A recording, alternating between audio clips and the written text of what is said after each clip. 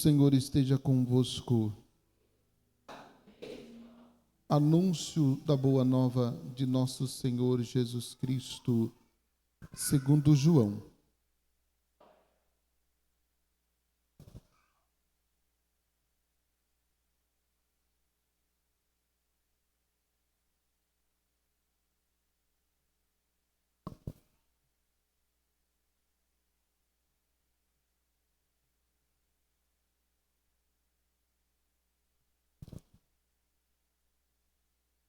Naquele tempo disse Jesus aos seus discípulos: Não se perturbe o vosso coração. Tendes fé em Deus, tendes fé em mim também. Na casa de meu Pai há muitas moradas.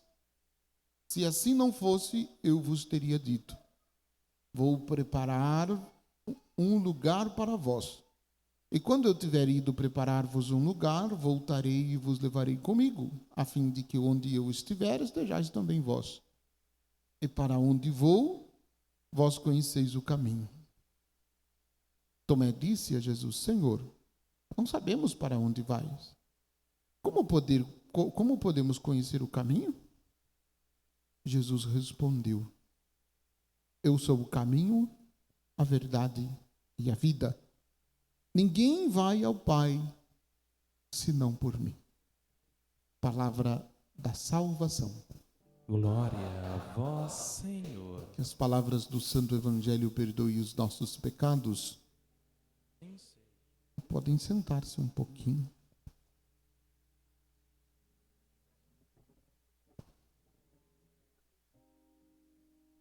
A esperança não decepciona, porque o amor de Deus foi derramado em nossos corações. É o texto que nós ouvimos na primeira leitura, tirada da carta de Paulo aos Romanos. Cristo morreu pelos ímpios no tempo marcado. Dificilmente alguém morrerá por um justo. Por uma pessoa muito boa, talvez alguém se anime a morrer.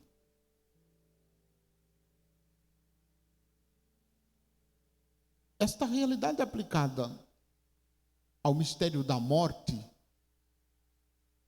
dos nossos entes queridos, ela traz muitas luzes para nós.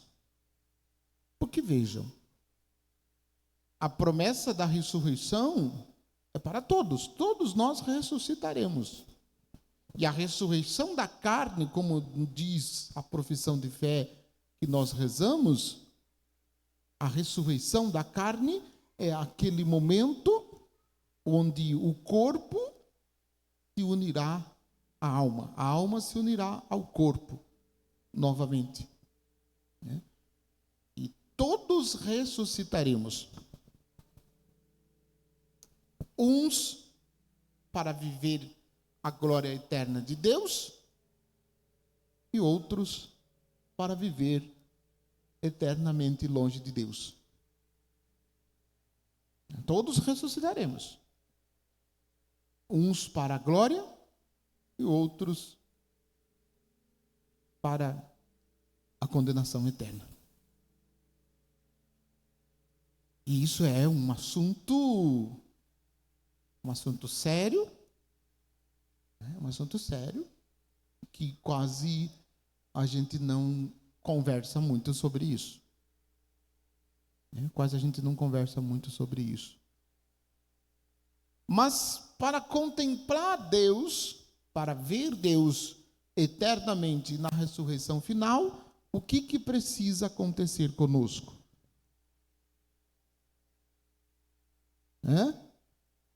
O que precisa acontecer conosco? Eu sei, você pensou, tem que morrer. Não é isso que eu quero dizer. Você pensou errado. Tem que ser santo.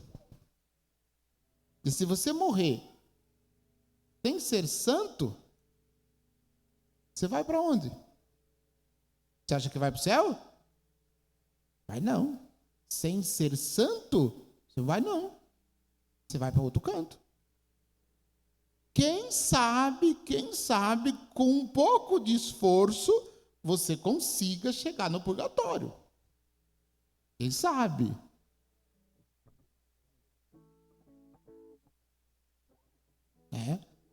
Ou Deus o livre, guarde, né? Você se converta para que isso não aconteça. E ir para o outro canto, sabe? Aquele lugar que vai ficar longe de Deus para sempre. Então, quando Paulo diz que a esperança não decepciona, Paulo está colocando, né, diante de nós esta realidade. E aí, a primeira leitura, eu vou repetir o que eu disse na primeira missa de hoje.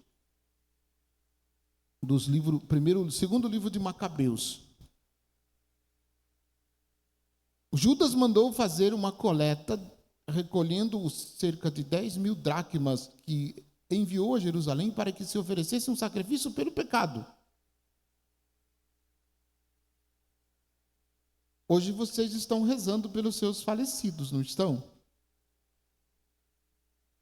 Por que você está rezando pelos seus falecidos? O padre, não faça pergunta assim, desse jeito assim, não, que a gente não sabe responder. Bom, vamos considerar algumas coisas. Primeira, se o seu ente querido, pelo qual você está rezando, está no céu, a sua oração, eles não precisam mais da sua oração, então não tem por que você rezar, e já está no céu. Se estiver no inferno,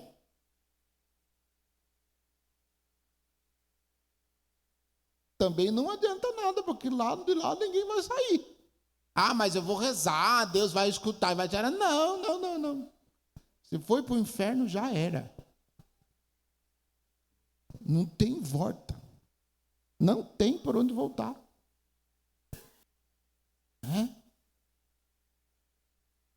Então, a gente reza acreditando que os nossos entes queridos estejam pelo menos no purgatório.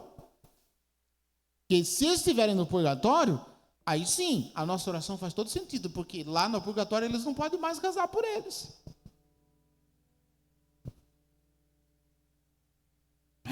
Então, todos nós, eu tenho certeza, não sei você, mas eu tenho certeza, não vou dizer todos nós, mas eu tenho certeza, eu, Padre Samuel, tenho certeza que vou passar uns bons anos no purgatório.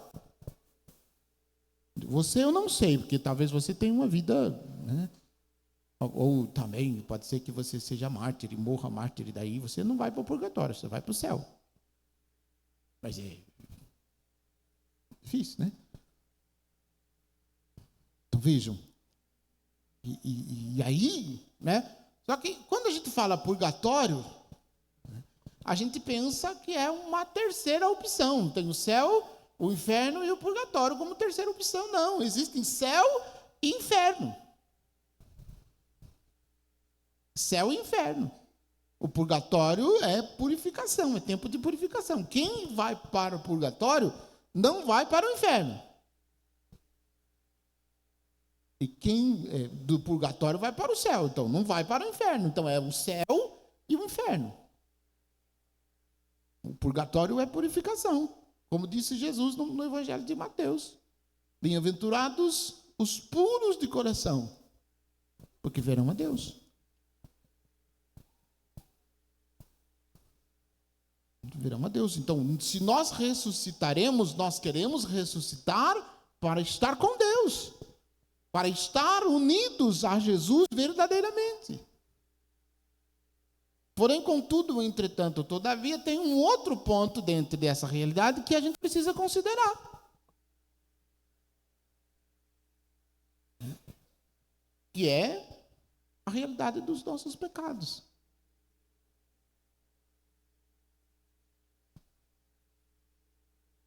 Os nossos pecados podem nos afastar de Deus eternamente.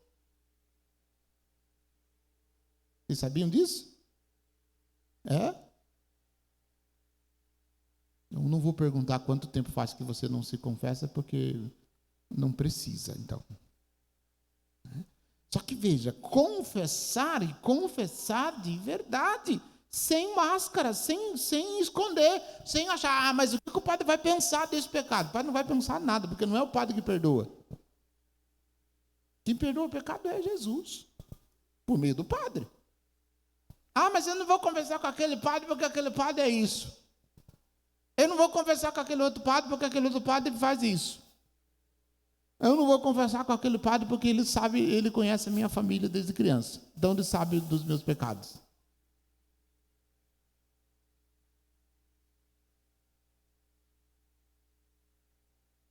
Ah, eu não vou confessar com o padre porque o padre também é pecador. Então eu não vou confessar. Vou conversar com o padre. Confesso diretamente com Deus. Agora, se fosse para confessar diretamente com Deus, Jesus não tinha dito para os discípulos: aquilo que ligares na terra será ligado no céu, o que desligares na terra será desligado nos céus.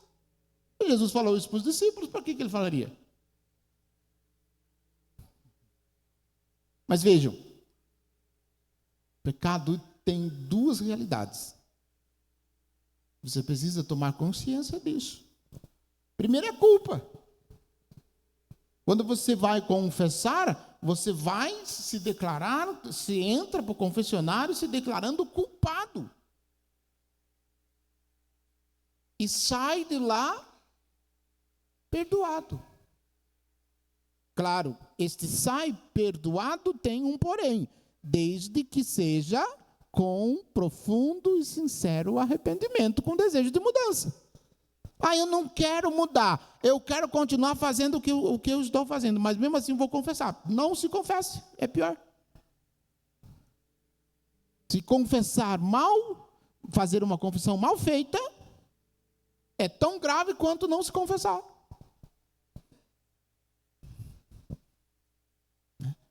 E no confessionário, vou dizer para vocês uma coisa. A gente sabe, o padre sabe, quando o fiel não se preparou direito para a confissão. Né? Como que aparece? Faz tanto tempo que não se confessa. 20 anos que não se confessa. O único pecado que está me incomodando é esse, padre. Tem coragem de contar um pecado para o padre? Depois de 20 anos, um pecado? Parabéns, é uma vida de santidade excelente. Né? Ou então, outra coisa, são três realidades que acontecem, viu?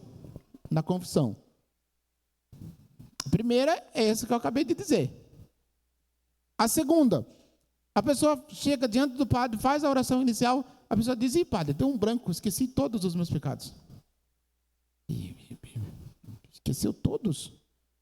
Eu teve problema de amnésia agora, nesse momento, na hora da confissão dos pecados? É estranho esse negócio. E o outro, esse eu tenho vontade de bater na pessoa. Se você falar isso uma vez para mim, você já saiba que não vai dar certo. Ah, são os mesmos de sempre, padre. Eu lá sei quais são os mesmos de sempre, eu estava lá por acaso junto com você? Não estava. Então se emenda, criatura. Faz um exame de consciência para você confessar os seus pecados coerentemente e você poder se livrar deles. Agora veja, por que eu estou dizendo isso? Porque o pecado tem duas realidades. Primeiro é a culpa. Então você se livra da culpa quando você confessa. E fica a consequência. A consequência você vai pagar com a penitência que livremente você vai fazer, espontaneamente você vai fazer, e você vai pagar com os sofrimentos que a vida vai te oferecer. Não é que Deus vai te punir por causa do teu pecado. Deus não pune a gente por causa do pecado da gente. Porque se fosse punir, qual é a penitência? Que penitência você mereceria pelo seu pecado, se fosse punição de Deus? Se você fosse escolher uma penitência, eu mereço essa penitência, pode dar que está justo. Tudo que a gente falar não chega, não traduz a realidade, porque se a gente for receber a penitência, a punição do jeito que a gente pecou, o que a gente merece? Não vou falar, mas você pensou. Então, na vida você tem duas maneiras para livrar-se do pecado. Primeiro, a penitência.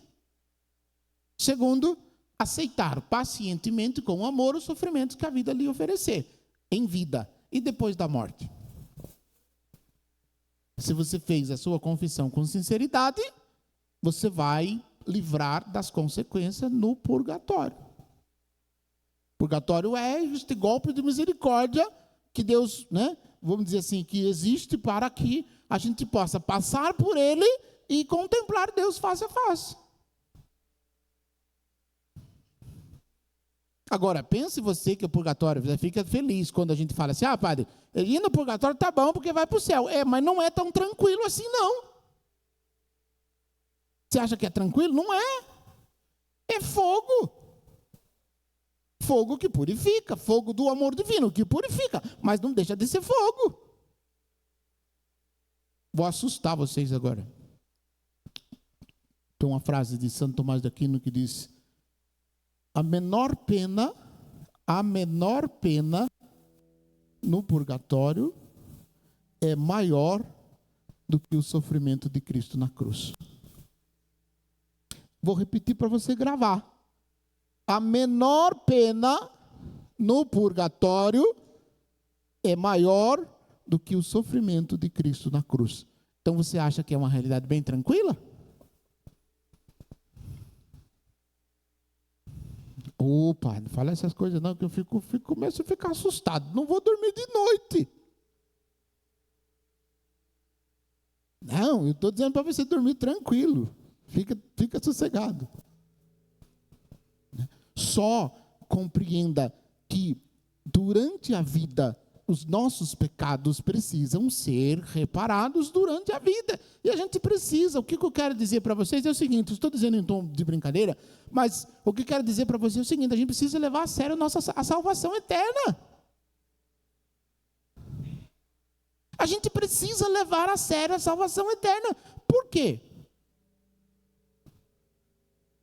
Justamente por conta disso, porque a gente precisa contemplar Deus. O nosso lugar é o céu, não é aqui.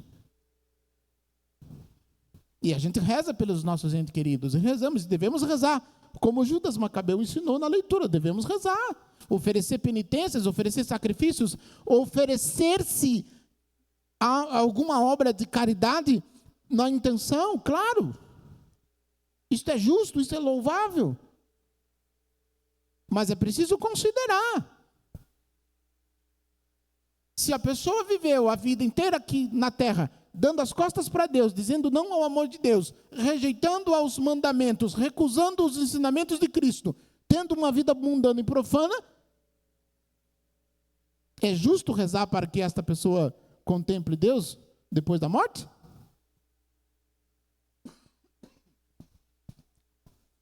Eu só estou perguntando, você que tira suas conclusões. E aí, mais ainda, eu rezo piedosamente pedindo ao Senhor que quando eu morrer por ocasião da minha morte, eu tenha pelo menos 3 pessoas piedosas que tenham coragem de oferecer orações por mim, para que eu possa contemplar Deus e sair do purgatório. Que eu falei, Senhor, não me deixe no purgatório sem que tenha ninguém que reze por mim.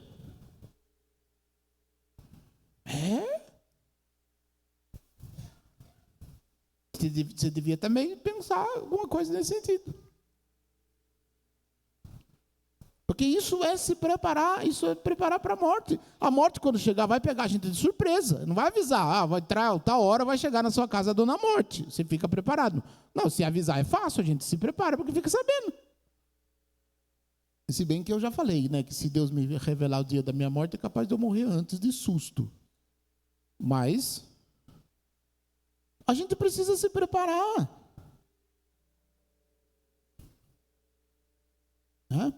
Porque depois que a gente está lá, estendido lá no caixão, desculpe a maneira de dizer, não estou depreciando e nem brincando com coisas sérias. Mas depois, quando a gente estiver estendido lá no caixão, aí vai ser aquela lamentação, só como o padre era bom, era tão piedoso. Será que era mesmo?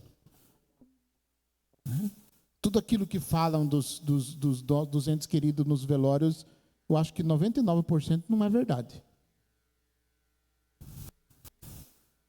Porque depois que morreu, ficou santo. Depois que morreu, virou santo. Ele não era santo da vida. Aí ficou santo depois que morreu.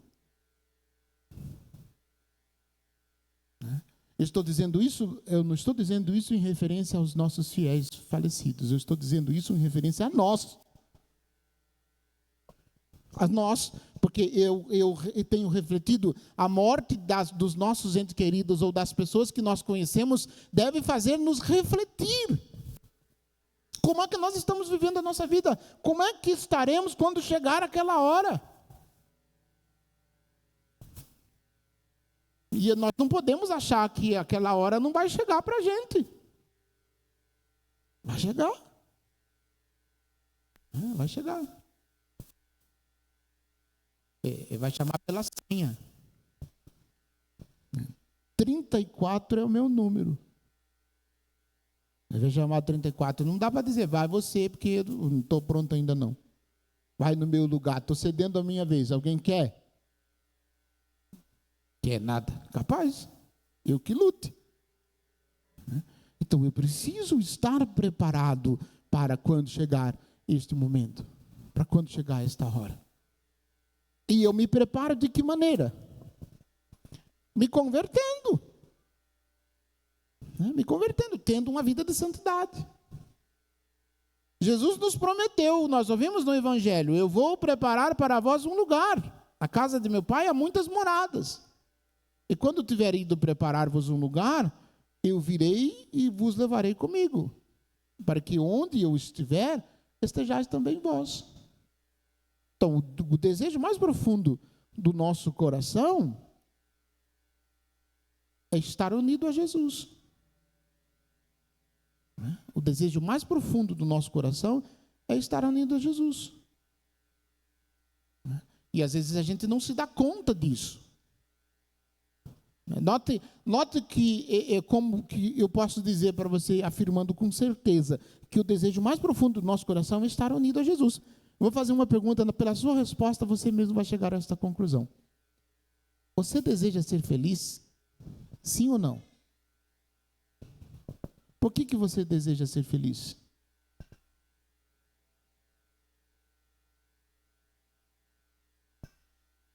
Porque você tem saudade de Deus.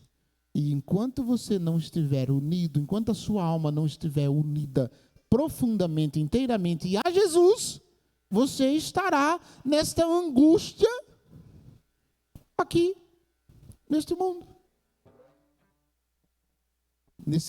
Nessa busca incansável de realizar-se. E realizar-se muitas vezes em outras realidades que não é o próprio Deus, que não é Jesus. Porque, lembra lá o livro do Gênesis, que Deus, quando fez a segunda narrativa da criação, fez o boneco de barro, soprou sobre o boneco de barro o sopro da vida. Quando Deus soprou o sopro da vida, ele se colocou dentro, para que a gente pudesse sempre buscá-lo, sempre ter a necessidade de buscá-lo. Esta busca tem que acontecer enquanto nós estamos aqui neste mundo. Ela tem que acontecer antes da morte. Porque depois da morte nós não estaremos unidos a Jesus. E é por isso que a gente precisa buscar a conversão do nosso coração. Se na casa do Pai há muitas moradas, nós precisamos nos unir a Jesus, porque é Jesus que vai nos conceder. Se assim não fosse, eu vos teria dito, vou preparar para vós um lugar, e quando tiver ido preparar-vos um lugar, voltarei e vos levarei comigo, a fim de que onde eu estiver, sejais também vós. Então nós precisamos ter esse desejo profundo no coração das realidades do céu. A gente precisa parar de se preocupar com outras coisas que não são tão importantes e se preocupar com a realidade do céu. E eu repito, Porque pode ser que depois da morte da gente não tenha nenhum abençoado que lembre de rezar para a gente e ofertar, doar a oração, entregar, fazer gestos de caridade para que Deus nos livre de lá do purgatório. Pode ser que não tenha. E se não tiver, daí a gente está. Né? Por isso, a nossa vida tem que ser uma vida de santidade em todos os aspectos. Vamos falar dos santos amanhã, mas já aproveito para falar um pouquinho hoje. A gente precisa levar a sério a nossa conversão, a gente precisa levar a sério a salvação eterna da nossa alma. A gente precisa levar a sério o sacramento da confissão. A gente precisa levar a sério o sacramento da Eucaristia. E todos os outros sacramentos. E repito, isso somente quando nós estamos aqui neste mundo, porque depois não dá mais tempo. E quando chegar a nossa hora, aquela hora derradeira, não teremos condições de mandar substituto. Vai você no meu lugar que eu vou depois. Avisa lá que, né, eu vou na próxima viagem. Não vai dar, não tem esse negócio. Então nós precisamos ocupar este lugar que Jesus disse no Evangelho, a fim de que onde eu estiver, estejais também vós. E para onde eu vou, vós conheceis o caminho. O que precisa fazer para estar unido a Jesus? Ser santo. O que significa ser santo? Amar a Deus com todo o teu coração, com toda a tua força, com toda a tua alma, com todo o teu entendimento, e ao próximo como a si mesmo. É isso que significa ser santo. É esta a realidade que muitas vezes a gente escuta, que muitas vezes a gente acha bonito, que muitas vezes a gente acha engraçado, que muitas vezes a gente acha profundo, mas depois só foi uma palavra bonita que eu ouvi. A palavra não transformou meu coração. Eu não quero mudar, eu quero continuar numa vida de pecado, eu quero continuar insistindo nos meus pecados, eu quero continuar insistindo na minha vida mundana, na minha vida longe de Deus, fazendo tudo aquilo que não é da vontade de Deus, porque no final Deus é misericordioso e Ele vai me salvar. Você acredita realmente nisso? Então, se você acredita realmente nisso, você não precisa fazer mais nada. Aliás, você sabe que para você ir para o inferno, o que você precisa fazer? O que você precisa fazer para ir para o inferno? Nada. É só não fazer nada que você vai para lá direitinho. Você precisa fazer todo o esforço possível para entrar pela porta estreita. Como disse Jesus no Evangelho. Fazei todo o esforço possível para entrar pela porta estreita. Porque largo é a porta que leva para a perdição. Então, o esforço nosso é pela uma vida de santidade. Amar a Deus de todo o coração, com toda a alma, com todo o entendimento. Para que aí sim, na ressurreição final, a gente possa ressuscitar para a glória eterna. Ressuscitar para a glória eterna. Termino dizendo, as nossas orações ofertadas para as almas dos nossos irmãos falecidos, precisa que nós ofereçamos também um ato de caridade para com estas pessoas. E ofertar um ato de caridade é ofertar algo de si. Ofertar algo de si. Por isso que, não sei se vocês se lembram, antigamente se pagava por intenção de missa. Que houve sempre uma confusão. As pessoas acharem que aquele pagamento era para comprar a graça de Deus e a garantia do céu. Não é, né? Não é assim que funciona. Porque se você fosse comprar a graça de Deus, quanto você pagaria? Não é assim que funciona. Mas esta espórtula oferecida era como um ato de caridade, para que doando de você algo que lhe pertence, algo que lhe é precioso, seja unido à oração que o sacerdote faz na missa, ofertando pelos seus fiéis falecidos, como intenção de missa. Porque se não for assim, estas intenções de missa que a gente lê no comentário inicial da missa é apenas um comentário. Não vale como intenção de missa. Citou o nome ali, 335 intenções de pessoas que faleceram. Vamos rezar. Se rezar e não ofertar, e não tiver um gesto de caridade profundo, que doe de você algo, não é para Deus. Você não está ofertando, você não está comprando a graça para o seu fiel, mas você está ofertando como gesto de caridade, é algo de si. Aí vale como intenção de missa. Caso contrário, é apenas um comentário.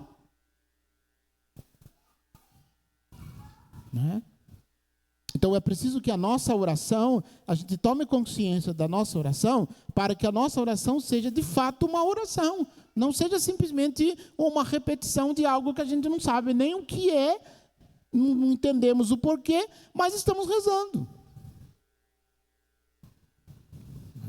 É preciso que a gente esclareça, é preciso que a gente reflita um pouquinho sobre isso. E eu tenho que aproveitar esta oportunidade, porque não sei se terei outra oportunidade na missa dominical para falar sobre essas coisas. Mas é preciso a gente buscar entender aquilo que nós fazemos. Então é justo, é saudável, é salutar a oração que ofertamos para os nossos entes queridos, sim. E devemos fazer isso porque não temos certeza se está no céu e também não temos certeza se foi para o inferno. Acreditamos que esteja no purgatório, e se estão no purgatório, precisam da nossa oração. Mas rezar de verdade, não fazer assim uma oraçãozinha lá, se uma oraçãozinha assim já está bom, já não precisa de muita coisa. Reza lá um Pai Nosso, uma Ave Maria, já tá valendo. Não estou dizendo que o Pai Nosso e a Ave Maria não tem serventia. Tem. Mas também ofertar algo de si. O gesto de caridade. E talvez o ato de maior caridade que a gente possa ter para com os nossos fiéis falecidos é justamente ofertar com sinceridade a intenção de uma missa. Porque a missa não é nossa oração. A missa é a oração de Jesus.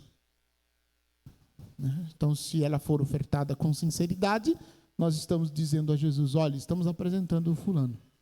O Senhor faça por ele o que o Senhor desejar. Faça por ela o que o Senhor desejar. Estamos ofertando esta oração, esta missa, na intenção dos nossos fiéis falecidos. E um último detalhe. Do dia 2 até o dia 8, a igreja concede a graça da indulgência plenária a todos nós. Estas indulgências podem ser aplicadas a si mesmo, como podem ser aplicadas às almas do purgatório.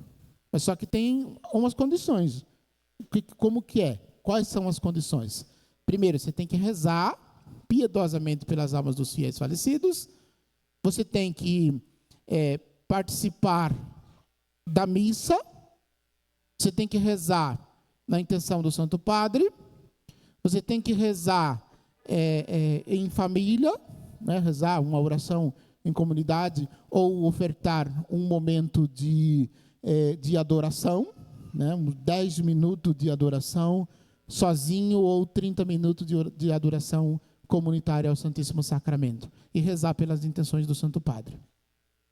Então são essas 5, que você combinar essas 5, estando em estado de graça, ter confessado durante esses dias, você lucra indulgências plenárias.